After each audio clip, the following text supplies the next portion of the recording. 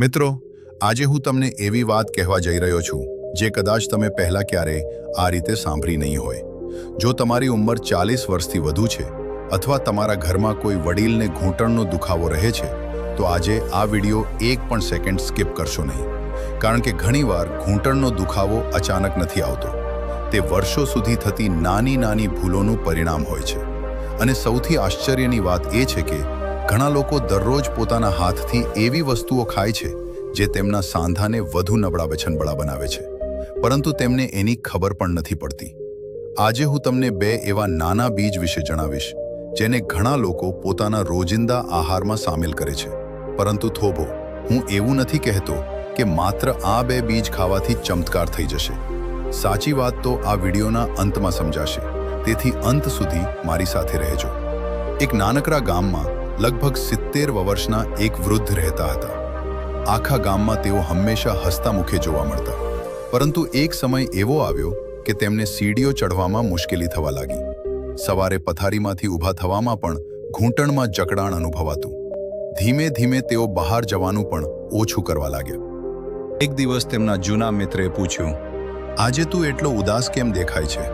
વૃદ્ધે શાંત અવાજમાં કહ્યું, ઉંમર વધી ગઈ છે, હવે ઘૂંટણ સાથ નથી આપતા। મિત્ર હસ્યા અને બોલ્યા, ઉંમરનું નામ લઈને બધો દોષ ઉંમરને ના આપ। ઘણી વખત આપણું શરીર વર્ષો સુધી આપણને સંકેત આપતું રહે છે, પરંતુ આપણે સાંભળતા નથી। આ વાત સાંભળીને વૃદ્ધ વિચારમાં પડી ગયા। શું ખરેખર મેં વર્ષો સુધી મારા શરીરને અવગણ્યું? શું રોજિંદી ખાવા પીવાની આદતોમાં કંઈક એવી ભૂલો હતી જેના કારણે આજે આ સ્થિતિ આવી? મિત્રોએ તેમને કોઈ જાદુઈ દવા આપી નહોતી। તેમણે માત્ર કહ્યું, પહેલા સમજ કે શરીરને શું જોઈએ છે, પછી ધીમે ધીમે જીવનશૈલી સુધાર। આ જ વાત આજે લાખો લોકો માટે સાચી છે। ઘણા લોકો ઇન્ટરનેટ પર એવી હેડલાઇન જુએ છે કે એક અઠવાડિયામાં ઘૂંટણ એકદમ નવા થઈ જશે, અથવા આ એક વસ્તુ ખાઓ અને દુખાવો ગાયબ। પરંતુ હકીકત એ છે કે શરીર કોઈ મશીન નથી। વર્ષોની અસર એક જ દિવસમાં દૂર થઈ જતી નથી। પરંતુ સારા સમાચાર એ છે કે જો તમે સમયસર યોગ્ય આહાર, નિયમિત હલનચલન અને ડૉક્ટરની સલાહ સાથે જીવનશૈલીમાં સુધારો કરો તો ઘણા લોકોને ફરક અનુભવાય છે। હવે સવાલ એ છે, આખરે એવા કયા બે બીજ છે જેને લોકો સાંધાના સ્વાસ્થ્ય માટે લાભદાયક માને છે, અને શા માટે છેલ્લા કેટલાક વર્ષોમાં તેમના વિશે એટલી ચર્ચા થાય છે? આ પહેલું બીજ લગભગ દરેક ઘરમાં હોય છે, પરંતુ લોકો તેને યોગ્ય રીતે વાપરતા નથી। અને બીજું બીજ એવું છે જેને ઘણા લોકો મોંઘું સમજીને ખરીદતા નથી, જ્યારે તેની સાચી માત્રા ખૂબ ઓછી હોય છે। પણ આ બંને વિશે વાત કરીએ તે પહેલા એક એવી સામાન્ય ભૂલ જાણવી ખૂબ જરૂરી છે જે 90% લોકો અજાણતા કરે છે, અને કદાચ તમે પણ। મિત્રો, હવે સૌથી મહત્વની વાત ધ્યાનથી સાંભળજો।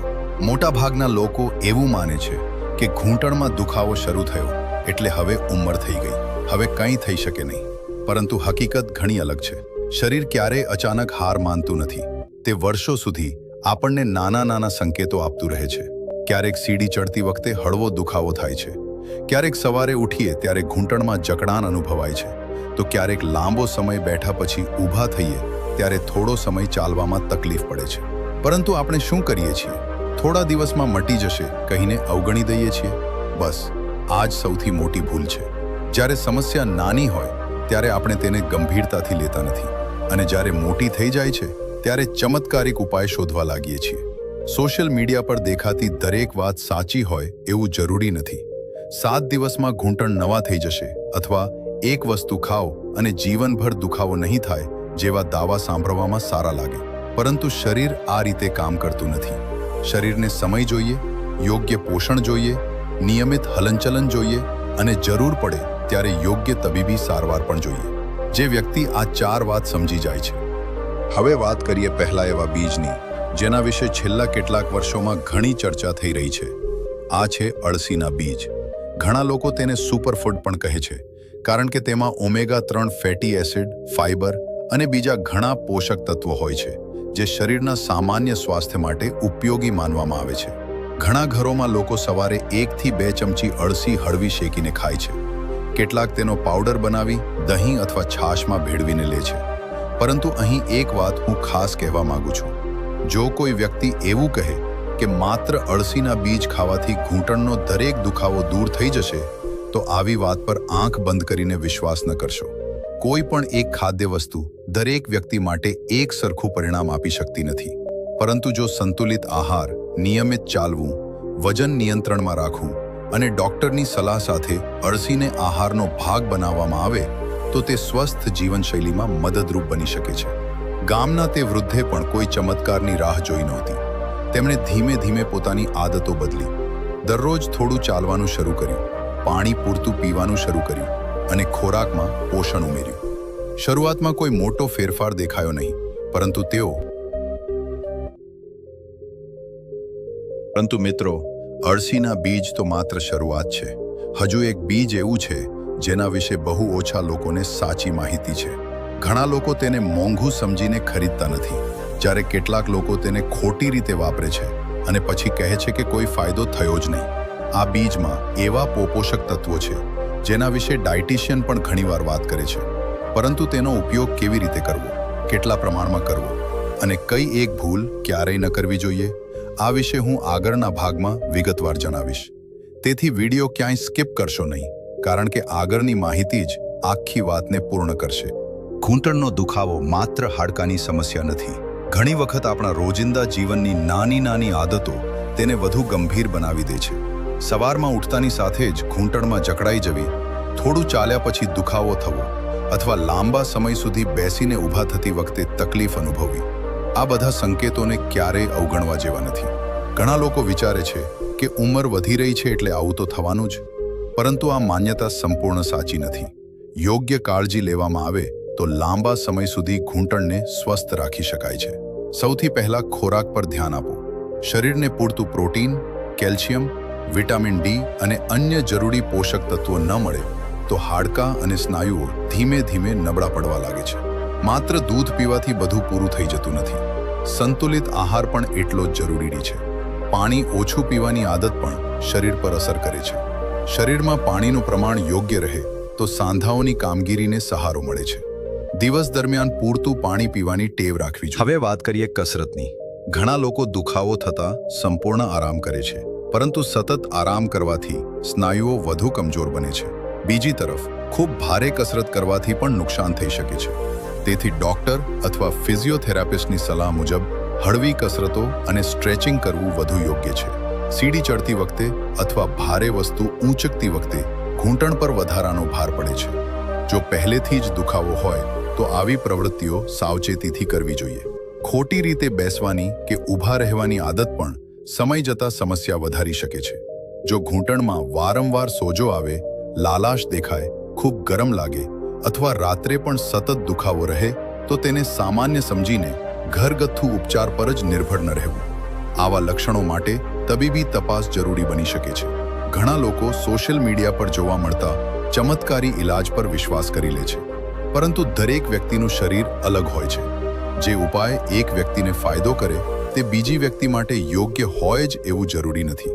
તેથી કોઈ પણ દવા, સપ્લિમેન્ટ અથવા ઉપચાર શરૂ કરતા પહેલા નિષ્ણાતની સલાહ લેવી વધુ સુરક્ષિત છે. ઘણા સમય સુધી વૃદ્ધ બુદ્ધ શાંત બેઠા રહ્યા. તેમની આંખોમાં એવી સ્થિરતા હતી કે જાણે તેઓ માત્ર સામે બેઠેલા વૃદ્ધને નહીં, પરંતુ સમગ્ર માનવજાતને જોઈ રહ્યા હોય. થોડા સમય પછી તેમણે ધીમા સ્વરે કહ્યું, મનુષ્ય જ્યારે યુવાન હોય છે ત્યારે તેને લાગે છે કે તેનું શરીર ક્યારેય થાકશે નહીં. તે દિવસ રાત દોડે છે, ખાવા પીવાની કાળજી રાખતો નથી, આરામને આળસ સમજે છે અને શરીર આપતી નાની નાની ચેતવણીઓને અવગણે છે. પરંતુ પ્રકૃતિનો નિયમ ક્યારેય બદલાતો નથી. જે શરીરને વર્ષો સુધી અવગણે છે, એક દિવસ એ જ શરીર તેને રોકી દે છે. વૃદ્ધે માથું નમાવી દીધું. તેની આંખોમાં પસ્તાવો સ્પષ્ટ દેખાતો હતો. તેને ધીમેથી કહ્યું, ગુરુજી, આજે સમજાય છે કે પૈસા કમાવવામાં મેં આખું જીવન કાઢી દીધું. પરિવાર માટે બધું કર્યું, પરંતુ પોતાના શરીર માટે ક્યારેય સમય કાઢ્યો નહીં. હવે સ્થિતિ એવી છે કે 2 પગલાં ચાલતા પણ ઘૂંટણ જવાબ આપી દે છે. બુદ્ધે સ્મિત કરતા કહ્યું, જીવનનો સૌથી મોટો ભ્રમ એ છે કે લોકો માને છે કે આરોગ્ય પછી પણ મળી જશે, પરંતુ આરોગ્ય ગુમાવી દીધા પછી માણસને સમજાય છે કે દુનિયાની સૌથી મોટી સંપત્તિ પૈસા નહીં, પરંતુ સ્વસ્થ શરીર છે. જ્યારે ઘૂંટણ દુખવા લાગે છે ત્યારે માણસને મહેલની સીડી પણ પહાડ જેવી લાગે છે. ત્યારે તેને ખબર પડે છે કે સાચું સુખ આરામદાયક જીવનમાં નહીં પરંતુ સ્વસ્થ શરીરમાં હતું. આટલું કહી બુદ્ધે જમીન પરથી એક નાનો પથ્થર ઉપાડ્યો અને વૃદ્ધના હાથમાં મૂક્યો. પછી કહ્યું, આ પથ્થર આજે તને ભારે લાગતો નથી, પરંતુ જો હું કહું કે આ જ પથ્થર તારે સતત 24 કલાક હાથમાં પકડી રાખવો છે તો થોડા કલાકોમાં એ જ પથ્થર અસહ્ય ભાર બની જશે. ઘૂંટણ સાથે પણ આવું જ થાય છે. રોજ થોડો થોડો વધતો ભાર વર્ષો સુધી સહન કર્યા પછી એક દિવસ તે થાકી જાય છે. ત્યાર પછી માણસ પૂછે છે કે દુખાવો અચાનક કેમ શરૂ થયો? હકીકતમાં દુખાવો અચાનક આવતો નથી. તે વર્ષોની અવગણનાનું અંતિમ પરિણામ હોય છે. વૃદ્ધ બુદ્ધે થોડો વિરામ લીધો. આસપાસ બેઠેલા બધા શિષ્યો એકદમ શાંત થઈ ગયા. પવન ધીમે વૃક્ષોના પાંદડા હલાવી રહ્યો હતો, પરંતુ ત્યાં બેઠેલા કોઈ પણ વ્યક્તિનું ધ્યાન બીજી તરફ નહોતું. દરેક વ્યક્તિ બુદ્ધના આગામી શબ્દોની રાહ જોઈ રહ્યો હતો. બુદ્ધે પોતાની આંખો બંધ કરી અને કહ્યું, આજે હું તમને એક એવી વાત કહીશ જે દરેક મનુષ્યના જીવન સાથે જોડાયેલી છે. આ વાત માત્ર ઘૂંટણની નથી, પરંતુ આખા જીવનની છે. તેમણે કહ્યું, ઘણા વર્ષો પહેલા એક ખૂબ ધનિક વેપારી મારી પાસે આવ્યો હતો. તેની પાસે સોનું હતું, ચાંદી હતી, મોટી હવેલીઓ હતી, અસંખ્ય નોકરો હતા, પરંતુ તેના ચહેરા પર શાંતિનો એક ટીપો પણ નહોતો.